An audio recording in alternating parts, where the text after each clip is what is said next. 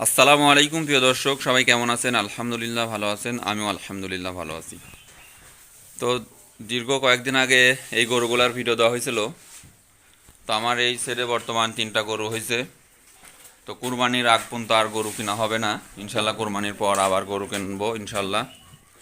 তো আপনারা দেখতে পাচ্ছেন আমাদের গরুর খাবারের রুচটা কত সুন্দর, যে পোয়াল আর ঘাস সামান্য মিক্স করে দেওয়া হয়েছে এবং তারা খুব সুন্দর করে খাচ্ছে।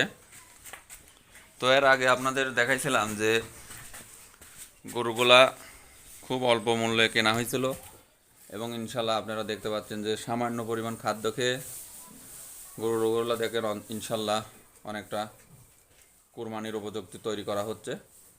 তো আমাদের গরুগুলা দেখেন যে খাবার রুচ কেমন।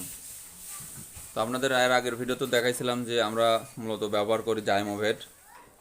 গরুর জন্য এই পাউডারটা আমরা ব্যবহার করি মাসে 2-4 বার।